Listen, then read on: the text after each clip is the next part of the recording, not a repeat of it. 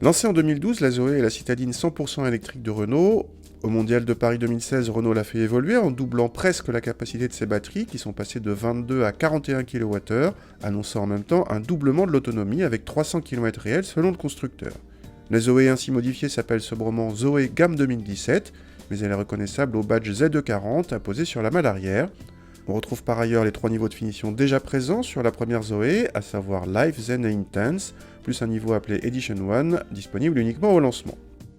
A l'intérieur, les nouveautés sont très discrètes, avec une nouvelle sellerie un peu plus cossue, un motif gravé au laser, paraît-il, pour décorer la planche de bord, ou des inserts bleu mat en option.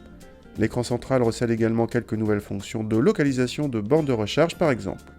À part ça, on retrouve une planche de bord pas très flatteuse, mais épurée. Les places arrière sont accueillantes en espace au genou pour la catégorie, mais un peu limite en garde au toit. Le coffre a été mesuré par nos soins comme l'un des plus généreux du segment des citadines.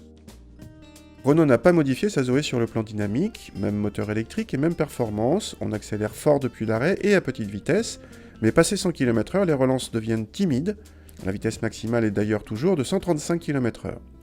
Les sensations au volant n'ont pas changé non plus, on retrouve une citadine confortable en ville, d'autant qu'il n'y a aucun à-coup de changement de vitesse et pas de bruit de moteur. La direction est très assistée et le comportement sans histoire sur route où son poids élevé pour une citadine est compensé par un centre de gravité assez bas. Question autonomie, nos mesures indiquent en effet que cette nouvelle Zoé peut atteindre quasiment 300 km d'autonomie en ville. Sur route ça baisse, mais surtout, vous n'atteindrez pas 200 km d'autonomie à 130 km/h. Moralité, restez en ville ou prenez les départementales. Attention, l'augmentation de la capacité de la batterie a également augmenté le temps de charge qui peut dépasser 24 heures sur une prise domestique. Prenez donc la version charge rapide facturée 500 € de plus.